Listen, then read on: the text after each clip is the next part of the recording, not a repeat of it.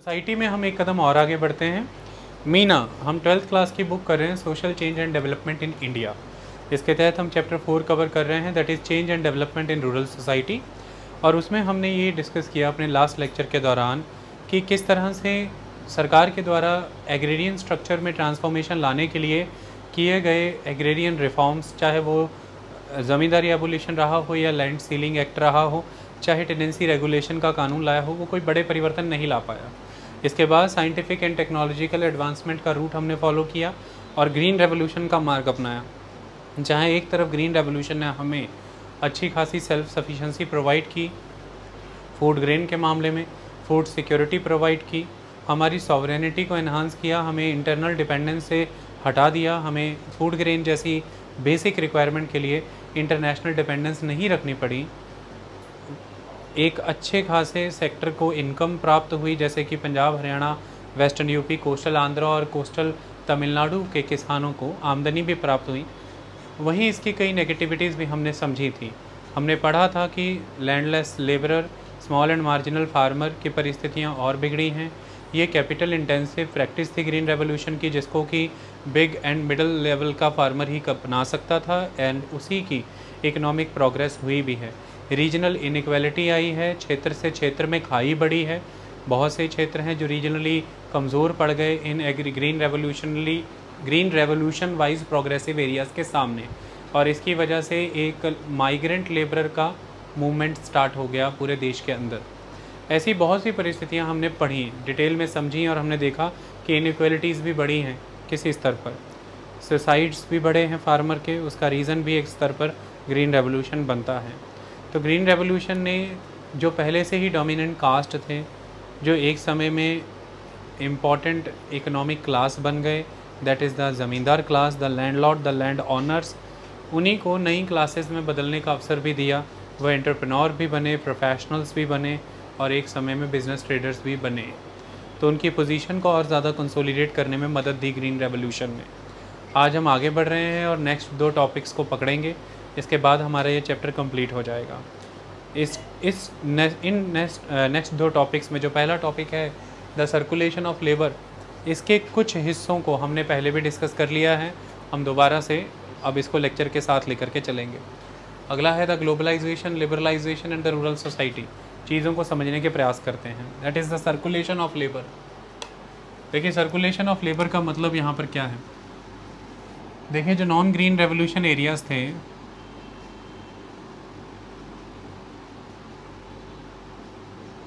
उन non green revolution areas में inequalities का लेवल ज़्यादा बढ़ चुका था। हमने इसके विषय में डिस्कशन की है। कारण क्या रहा होगा इनइक्वालिटीज़ का लेवल बढ़ने का? क्योंकि वहाँ पर उस स्तर पर एग्रीकल्चरल प्रोडक्शन हो नहीं पाई। एग्रीकल्चरल प्रोडक्शन जिस स्तर पर ग्रीन रेवोल्यूशन एरिया में हुई, उस स्तर पर यहाँ पर नहीं हो पाई, कमज़ोर रही। इसकी वजह से इनकम जनरेशन उतना नहीं हो पाया। जब इनकम जनरेशन नहीं हो पाया, ये भी नहीं हो पाया, कॉम्प्रोमाइज़ हुआ, तो फिर हमारे पास ऐसा कोई सरप्लस इनकम नहीं था जिसको कि हम मार्जिनल फार्मर और लैंडलेस लेबरर की डेवलपमेंट में यूटिलाइज़ कर सकें, यानी कि उनकी पोजीशंस को स्ट्रेंथन कर सकें। ऐसे में उनकी पोजीशन डिप्रेस्ड ही रही, वो कॉम्प्रोमाइज़ड ही रहे। तो एक depressed section as it is रहा। और हुआ ये कि इस क्षेत्र में हमने अच्छा खासा फ्यूडलिस्टिक सिस्टम देखा। तो उड़ीसा की बात करें, छत्तीसगढ़, झारखंड, बिहार, ईस्टर्न उत्तर प्रदेश, यहाँ पर आपको फ्यूडलिस्टिक सिस्टम ऑफ लैंडलॉर्डिज़म नज़र आता है, जिसमें जो लैंडलॉर्ड है, जो लैंड ऑनर है, वो आज बेगारी भी करवाता था, और bonded labour, the hereditary relationship between the land owner and the agriculture worker, ये भी देखने को मिलता था। बेगारी और बंधुआ चाहे लंबे समय पहले गैरकानूनी डिक्लेयर कर दिए गए हों, लेकिन ज़मीनी स्तर पर यह चलते रहे। और ऐसी परिस्थितियाँ इन क्षेत्रों में देखने को मिली जहाँ पर इंफ्रास्ट्रक्चरल डेवलपमेंट एग्रीकल्चर की फील्ड में नहीं हुआ, क्योंकि वहाँ पर ग्रीन रेवोल्यूशन जैसी एक एडवांसमेंट्स नहीं आई। और इंफ्रास्ट्रक्चरल डेवलपमेंट ना होने की वजह से जो लेबरर है और मार्जिनल फार्मर है, उसकी कई तरह की सोशल इकोनॉमिक नीड के लिए वो अपने से बड़े किसानों पर ही निर्भर रहा, the land Lord and the land owners, जिसे हम कह के पुकारते हैं ज़मींदार। और उसकी इंडिपेंडेंसीज़ की वजह से वो बेगारी भी करने को मजबूर हुआ और बंधुआ मजदूरी भी करने को मजबूर हुआ। तो इनइक्वालिटीज़ बहुत मजबूत हुई हैं इन क्षेत्रों में, इंटेंसिव हुई हैं। ये एक कारण था और इसे ही हम कहते हैं कि एक रीजनल इम्बैलेंस भी नज़र आया। ग्रीन रेवोल्यूशन जैसे प्रोग्रेसिव एरियाज़ और नॉन ग्रीन रेवोल्यूशन वाले एरियाज़ के बीच में यही एक इकोनॉमिक रीजनल इनइक्वालिटी थी, जिसने इस क्षेत्र में सफ़र कर रहे इन मार्जिनल फार्मर्स और लैंडलेस लेबरर को कंपेल किया कि वो यहाँ से निकले और दूसरे क्षेत्रों की ओर जाकर के लेबर ढूंढे। तो ऐसे कंपेलिंग सर्कमस्टेंसेस बने हैं पिछड़े इलाकों में, यानी कि एक तरह का पुश फैक्टर ने काम किया है इस माइग्रेशन के पीछे। और वो पुश फैक्टर ऐसे काम कर रहा है कि जाति प्रथा यहाँ पर आज भी मजबूत चल रहा है, क्योंकि हम एग्रेरियन स्ट्रक्चर को बदलने में नाकाम रहे थे। हम एग्रेरियन स्ट्रक्चर को उस तरह से बदल नहीं पाए थे। डोमिनेंट क्लासेस को बेस मिल रहा था डोमिनेंट कास्ट का, तो डोमिनेंट क्लासेस डोमिनेंट कास्ट के सपोर्ट के दम पर यहाँ की इकोनॉमी को, एग्रीकल्चर को कंट्रोल कर रही थी। यानी कि जो यहाँ की रिच क्लासेस हैं, जो डोमिनेंस रखती हैं, वो हमेशा से यहाँ की डोमिनेंट कास्ट भी थी, यानी कि अपर और मिडल लेवल कास्ट। ऐसे में सोशल पोजीशनिंग के साथ साथ इकोनॉमिक स्ट्रेंथ भी उनको गेन होता रहा, और उसके कारण हमने कॉलोनियल इम्पैक्ट के दौरान देखे थे। और कॉलोनियल इम्पैक्ट की किसी भी निर्माणकारी चीज़ जो कि उन डोमिनेंट कास्ट को सपोर्ट करती थी, को ब्रेक करने में असफल रहे हमारे द्वारा लाए गए रिफॉर्म्स। तो जब हमारे द्वारा लाए गए रिफॉर्म्स उस कॉलोनियल इम्पैक्ट के तहत डेवलप की गई डोमिनेंट क्लासेस की पोजीशन को ब्रेक ही नहीं कर पाए, तो फिर हम कैसे एक्सपेक्ट कर सकते हैं कि यहाँ पर हालात अंग्रेज़ों के समय से कुछ अलग रहे होंगे। तो हालात लगभग वैसे रहे। तो सोशल एक्सक्लूजन तो था ही इन कम्युनिटीज़ का, इकोनॉमिकली भी एक्सप्लॉइट होती रही। तो एक तरह का एक्सप्लॉइटेटिव सिस्टम यहाँ एग्जिस्ट करता रहा, जो यहाँ पर कई तरह के झगड़ों का कारण बना, कई तरह की वायलेंसेस हुई। और आपको इंटरकास्ट वायलेंसेस यहाँ पर स्ट्रांगली देखने को मिलेंगी, जिसका कारण है एक्सप्लॉइटेटिव रिलेशनशिप। जो लैंडलॉर्ड है वो एक्सप्लॉइट करता है लेबर को, और लेबर के पास ऑलरेडी कास्ट सिस्टम की वजह से कोई सोशल अथॉरिटी है नहीं, लेकिन उसकी इकोनॉमिक अथॉरिटी जो है वो भी फुली कॉम्प्रोमाइज्ड है। और उसका कारण यह है कि एग्रेरियन रिफॉर्म्स एग्रेरियन स्ट्रक्चर को बदलने में नाकाम रहे। और जबकि देश अब आज़ाद हो चुका है, इसकी वजह से उल्टा नकारात्मक कारण कई और देखने को मिलते हैं, और वो ये हैं कि अब उसकी जो लेबर है वो उसे कैश में मिलती है, ना कि काइंड में। इससे उसकी फूड सिक्योरिटी और ज़्यादा कॉम्प्रोमाइज़ हुई, महंगाई बढ़ रही थी, और वो बाज़ारों पर निर्भर हुआ अपने अनाज की ज़रूरत के लिए। तो पॉवर्टी बहुत ही स्ट्रॉन्ग हुई है, पॉवर्टी हुई है, माल न्यूट्रिशन हुआ है, बैकवर्डनेस हुई है इन वर्गों के बीच में, इनका उत्पीड़न हुआ है, बेगारी और बंधुआ जैसी चीज़ें हुई हैं। यही कारण है कि ये लोग यहाँ से पलायन करेंगे। तो एक पुश फैक्टर जैसी सिचुएशंस क्रिएट हुई हैं, जो कि आगे पुल फैक्टर को कंट्रीब्यूट करेंगे। जबकि इसके बिल्कुल उलट ग्रीन रेवोल्यूशन वाले एरियाज़ में प्रोग्रेसिव एग्रीकल्चर की वजह से इंटेंसिव कल्टीवेशन सिस्टम फॉलो हो रहा है, जो कि लेबर की नीड को डेवलप करता है। तो उन क्षेत्रों में लेबर की नीड थी, फसलें सरप्लस थी, इसकी वजह से बंद कर दो इसी बच्चों, नींद आ रही बेचारों को। फसलें सरप्लस थी, इसकी वजह से इनकम भी अच्छी जनरेट होती थी, जिसकी वजह से आपको इनकम भी मिल रही है, एम्प्लॉयमेंट भी जनरेट हो रही है। Income and employment scenario green revolution areas में बाहरी लेबर के लिए अच्छा हुआ, लेकिन हमने ये पढ़ा था कि वहाँ की लोकल लेबर के लिए वो बुरा हुआ।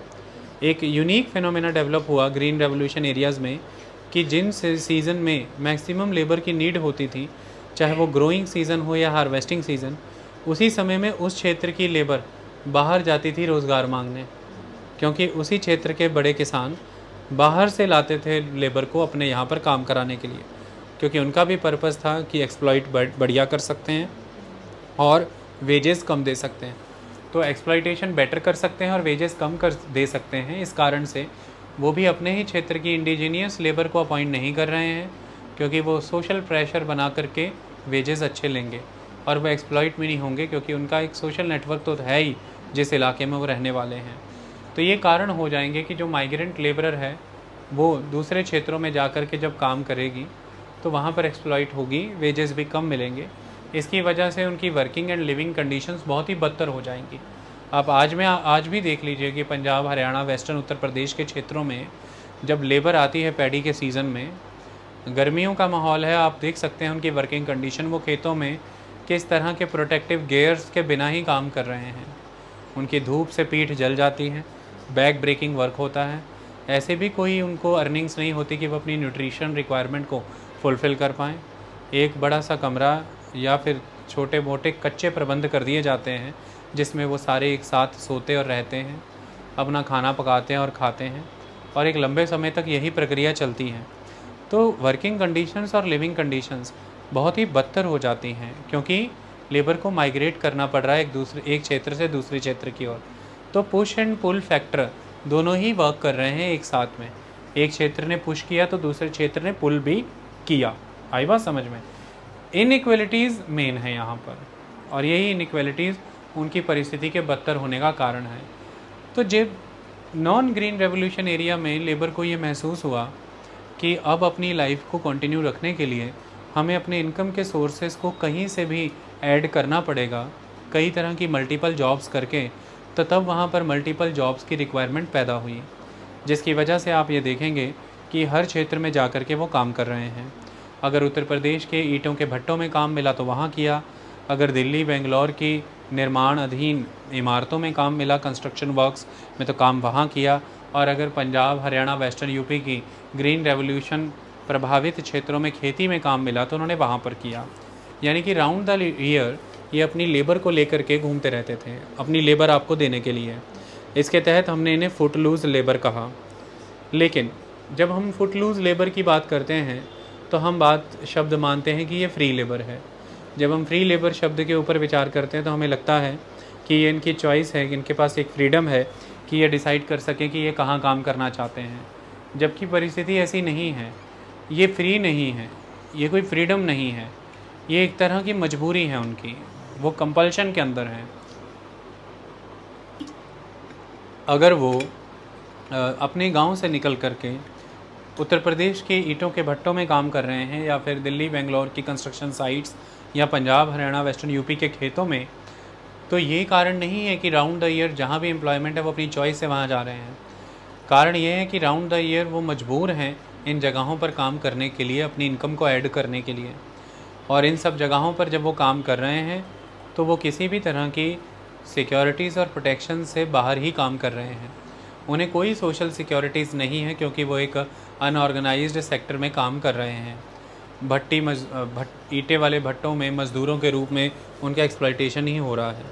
मर्दों के साथ कोशिश की जाती है ईंटें ढोने के लिए औरतों को भी काम दे दिया जाए, और उनको मर्दों के कंपैरेटिवली वेजेस ज़्यादा पे किए जाते हैं। फिर कंस्ट्रक्शन वर्क से लेकर के किसानी तक हर क्षेत्र में ऐसा नहीं है कि उनको कोई स्टैंडर्डाइज्ड वेजेस प्रोवाइड किए जा रहे हैं, या ऐसा भी नहीं है कि कोई उन्हें लिविंग कंडीशंस बेटर दी जा रही हैं, वर्किंग कंडीशंस बहुत अच्छी हैं।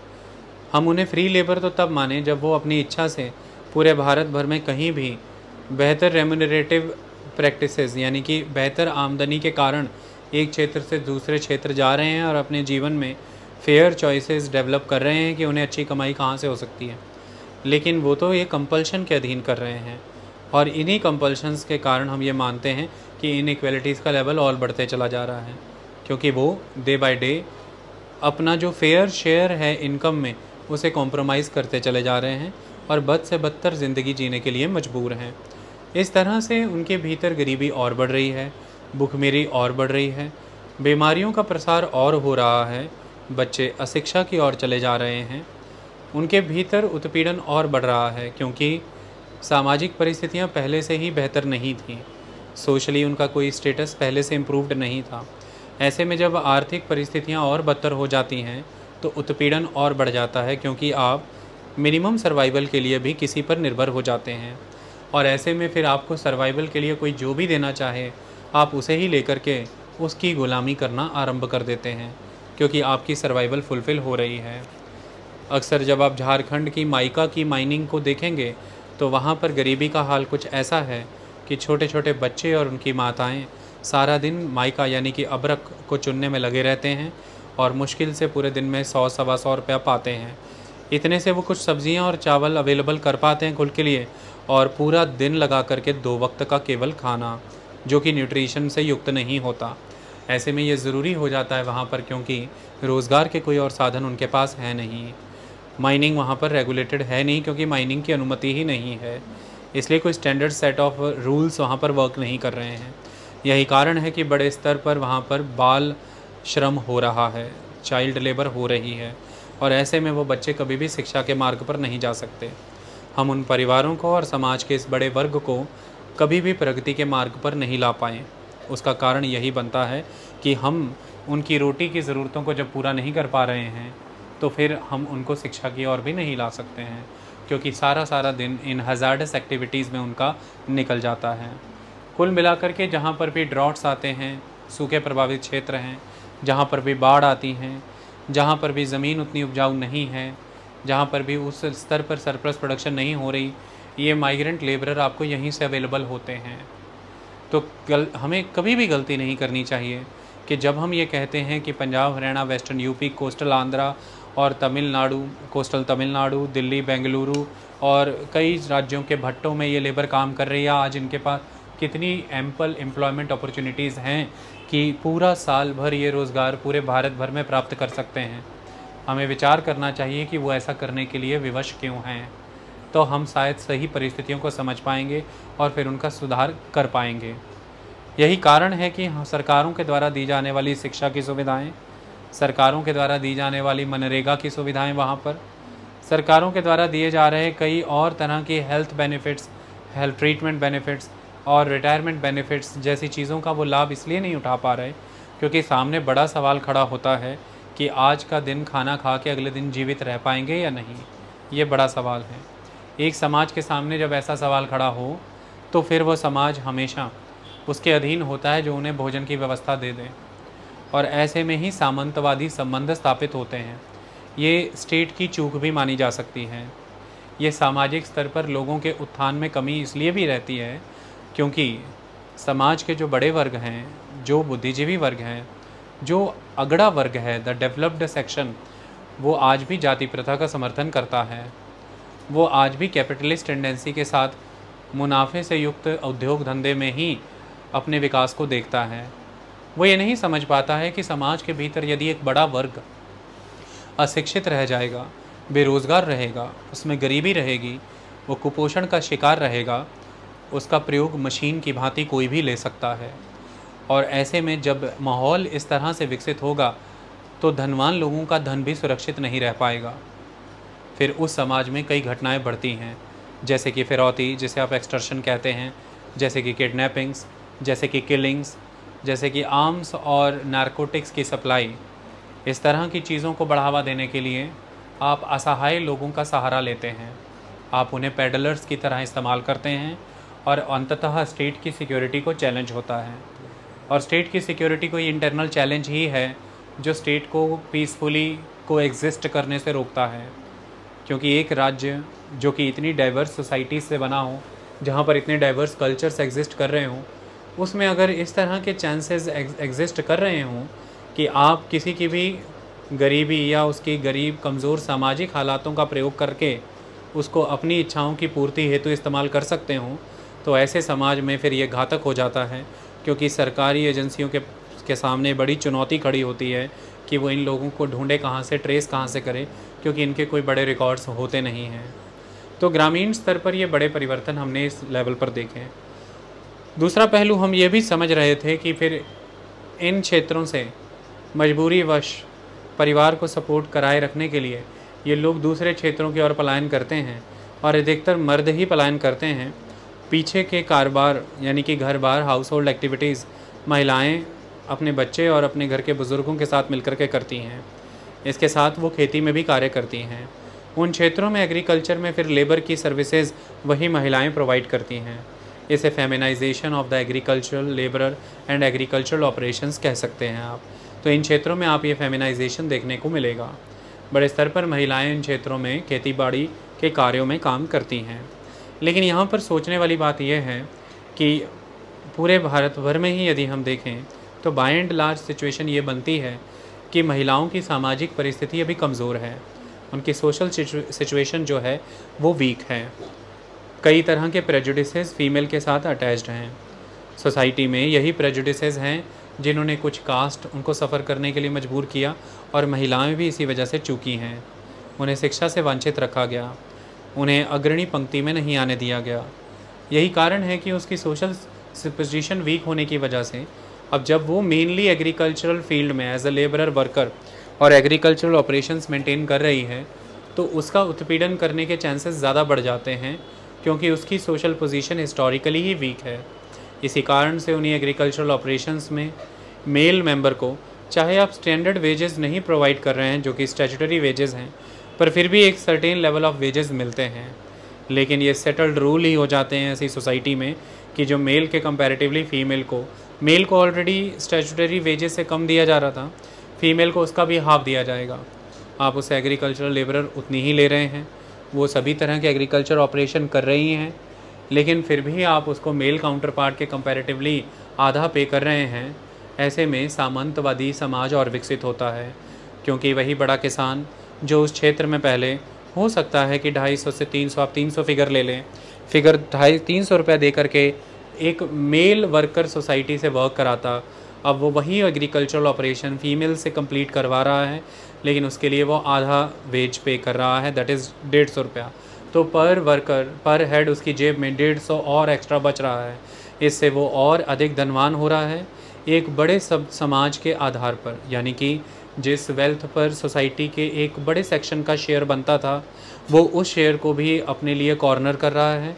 इसके तहत वो और धनवान बन रहा है और एक वर्ग और कमज़ोर बन रहा है, क्योंकि उसकी आर्थिक परिस्थितियाँ वीक हो रही हैं, उसके पास उतना शेयर नहीं आ रहा वेजेस का जितना आना बनता था। ऐसे में सारा दिन काम करने के बाद भी जब वो 150 रुपया पा रही है तो ये हालात ही बन जाते हैं कि वो मुश्किल से अपने घर की भोजन की ज़रूरतों को पूरा कर सकती है। ऐसे में फिर ये ज़रूरत ही बन जाती है कि उसे सारा महीना काम मिलता रहे।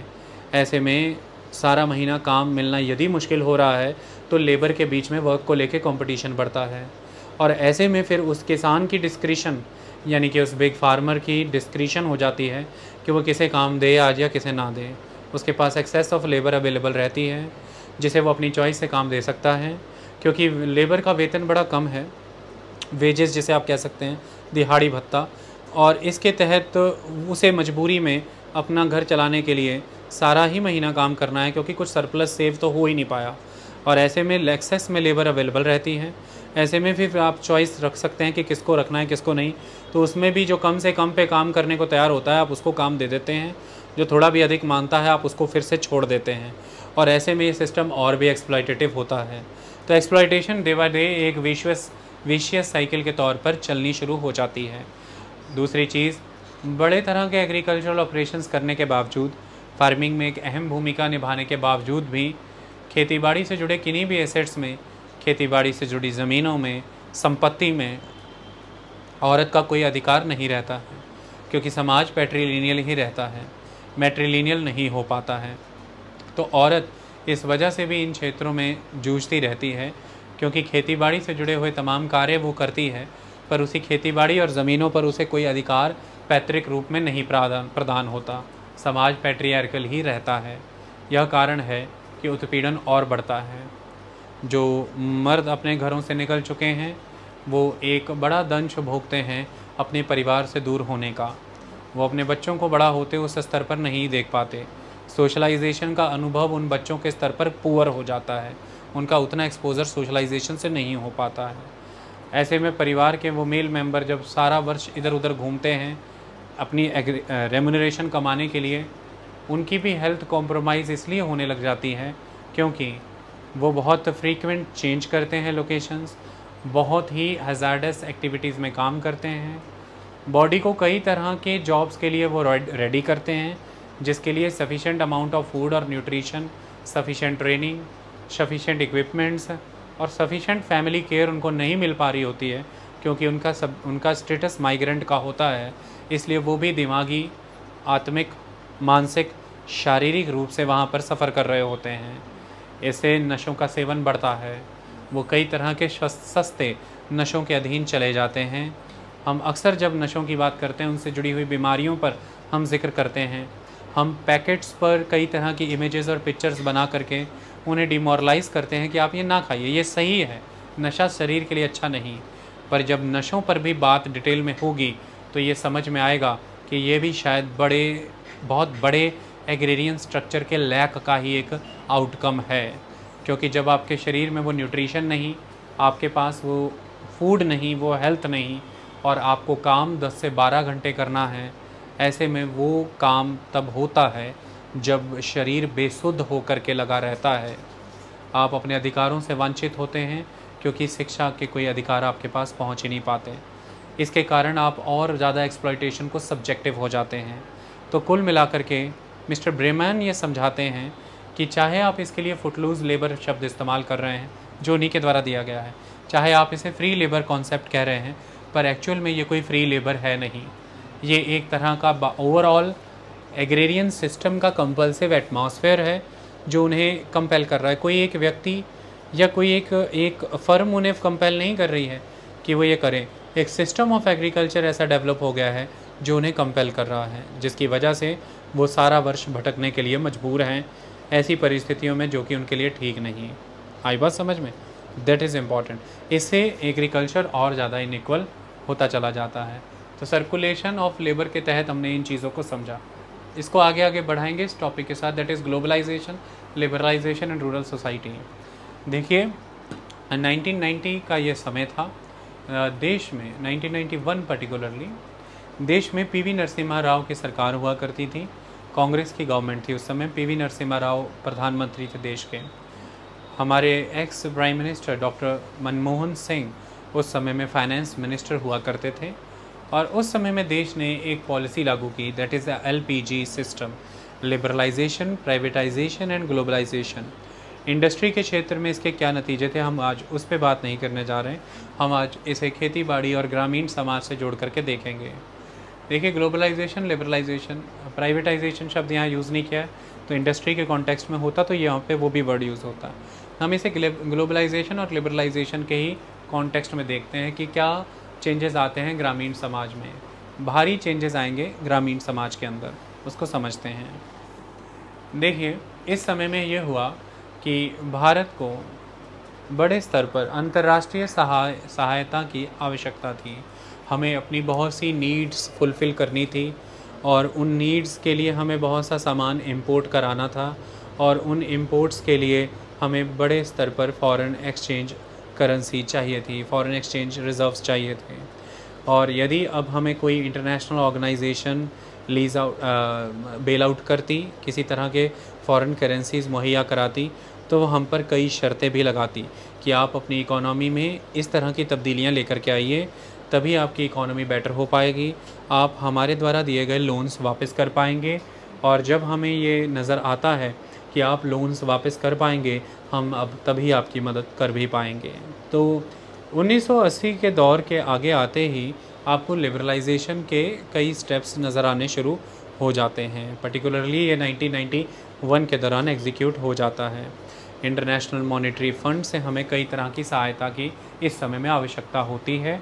वो हमारी सहायता करेंगे, लेकिन कई तरह की शर्तें भी हैं। हम कई तरह की अंतर्राष्ट्रीय संस्थाओं के साथ जुड़ने के लिए भी विवश होते हैं इस समय में। कुछ कंपल्शंस होती हैं हम पर, कुछ हमारी खुद की ज़रूरतें भी होती हैं, जैसे कि वर्ल्ड ट्रेड ऑर्गेनाइजेशन, जिसके साथ इस समय में जुड़ने के प्रयास होंगे। 1980s ऑनवर्ड WTO के साथ जुड़ने के भारत के प्रयास तेज़ होने लगे।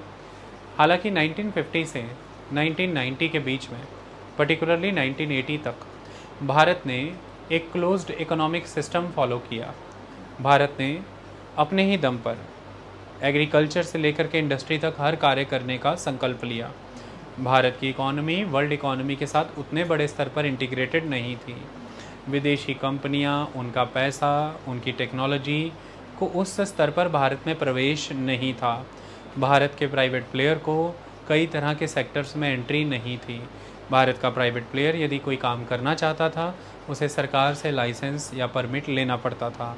वो सरकार की अनुमति के आधार पर ही कार्य कर सकता था। काफ़ी सारे सेक्टर्स गवर्नमेंट ने अपने लिए रिज़र्व कर रखे थे, जिसमें प्राइवेट प्लेयर नहीं आ सकता था। इस तरह से हम जो फेज़ एक इकोनॉमी का चला रहे थे वो कंट्रोल्ड था, वो क्लोज्ड इकोनॉमिक सिस्टम था और उसमें अंतर्राष्ट्रीय संस्थाओं के साथ उतना जुड़ा नहीं गया था।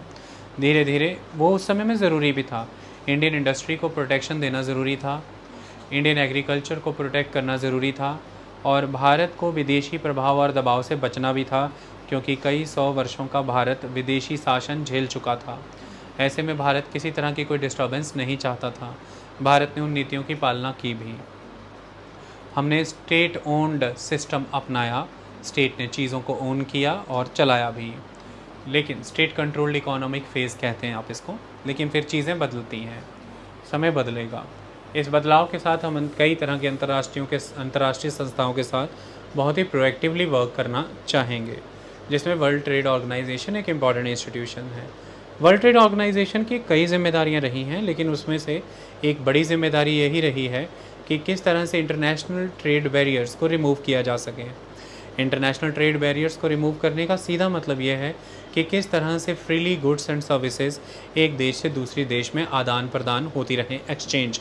So exchange of goods and services freely, ये जिम्मेदारी रही है वर्ल्ड ट्रेड ऑर्गेनाइजेशन की। और फ्रीली एक्सचेंज का मतलब यह है कि प्रोटेक्शंस ना अपनाई जाएँ, प्रोटेक्शनिस्ट मेजर्स ना अपनाए जाएँ, यानी कि किसी भी तरह की अनड्यू इम्पोर्ट एक्सपोर्ट ड्यूटीज़ जो हैं वो ना लगाई जाएँ। यानी कि भारत विदेशी वस्तुओं के सेवाओं के भारत में प्रवेश करने पर बैन ना लगाए, और दूसरा इनडायरेक्ट बैन भी ना लगाए, that is a high import duty. पहले तो उसे निषेध ना करें, उसकी एंट्री को रोके ना, और दूसरा है इनडायरेक्टली भी किसी तरह का बैन ना लगाए इम्पोर्ट ड्यूटी लगा करके। इस तरह से भारत का भी सामान जब अंतर्राष्ट्रीय स्तर पर जाए तो भारत के भी सामान पर किसी तरह के बैन या इम्पोर्ट ड्यूटीज़ ना लगें। आप सरल भाषा में इसे ऐसा ही कह सकते हैं। WTO की इंट्रिकेसीज, उसकी वर्किंग और फिनोमेनास इकोनॉमी के लेक्चर्स में अच्छे से डील होते हैं। अभी हमारा वो मुद्दा नहीं, हमें सिर्फ WTO को समझना है। ये मुक्त व्यापार को बढ़ावा देती है, फ्री ट्रेड एंड कॉमर्स को, trade off goods and services को बढ़ावा देती है। आपको कहती है कि आप आने दीजिए, विदेशी निवेश आने दीजिए, विदेशी निवेशक को यहाँ आने दीजिए, विदेशी टेक्नोलॉजियाँ आने दीजिए, आप भी जाइए और निवेश करिए, और निवेशक भी जाएं और टेक्नोलॉजीज़ भी ले कर के जाएँ। इससे आपकी भी बढ़ोतरी होगी, पूरे विश्व की बढ़ोतरी होगी।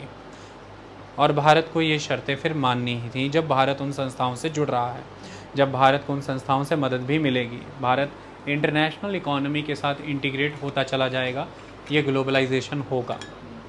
हमें लिबरल होना पड़ा WTO और इंटरनेशनल मॉनेटरी फंड की लगाए हुए शर्तों के साथ, और जैसे जैसे हम लिबरल होते गए अपनी इकोनॉमिक ऑपरेशंस में, अपनी trade and commercial rules regulations को लेकर के, इन्वेस्टमेंट रेगुलेशंस को लेकर के, फाइनेंशियल सेक्टर को लेकर के, एग्रीकल्चर और इंडस्ट्रियल सेक्टर की डेवलपमेंट को लेकर के, वैसे वैसे हम ग्लोबलाइज होते चले गए। हम वर्ल्ड सप्लाई चेन का, वर्ल्ड प्रोडक्शन सिस्टम का, world system of trade and commerce का हिस्सा बनते चले गए। इस तरह का ये इंटीग्रेशन ग्लोबलाइजेशन कहलाता है। उदाहरण के तौर पर अब यहाँ पर हम ग्लोबलाइजेशन के तहत कुछ चीज़ों को समझना चाहेंगे। जैसे जैसे आप ग्लोबलाइजेशन में और जुड़ते चले गए तो भारतीय बाज़ारों में बड़े स्तर पर अंतर्राष्ट्रीय फसलें और फल आने शुरू हो गए। उदाहरण के तौर पर अगर आज आप अपने फ्रूट मार्केट को जाके देखते हैं तो आप मुझे बताएं कितना अंतर्राष्ट्रीय फल है वहाँ पर। जाएं और देखें। आप अक्सर कई फ्रूट्स का जिक्र करते हैं, वो तमाम इंटरनेशनल होते हैं। एप्पल की ही नस्लें ले लीजिए आप, तमाम इंटरनेशनल ही होती हैं। तो आप इन फ्रूट्स को ऑब्ज़र्व करिए, वेजिटेबल्स को ऑब्ज़र्व करिए, कई तरह की सब्ज़ियाँ इंटरनेशनल कैटेगरी की ही होती हैं। इवन एक समय अभी ऐसे भी आया कि जब गवर्नमेंट के द्वारा फूड ग्रेन्स भी इंपोर्ट किए गए, जिसमें कि ख़ास तौर पर पल्सेस जैसी चीज़ें इंपोर्ट हुई, उनकी शॉर्टेज हुई। कमी हो कोई चीज़ इंपोर्ट करने में कोई प्रॉब्लम नहीं, लेकिन हमें ये बात का ध्यान रखना है कि एक समय ऐसा हुआ करता था जब हम अमेरिकन सप्लाई और अमेरिकन सपोर्ट पर डिपेंडेंट थे। हमारी डिपेंडेंस को ही हमने ग्रीन रेवोल्यूशन के वाया घटाया है, और किसी भी तरह की ऐसी डिपेंडेंस अगर दोबारा होती है अंतर्राष्ट्रीय स्तर पर तो वो हमारी सॉवरेनिटी को फिर से हार्म कर सकता है। लेकिन अंतर्राष्ट्रीय स्तर पर बाज़ार खुलने से ऐसे जुड़ाव होते हैं। आपके देश में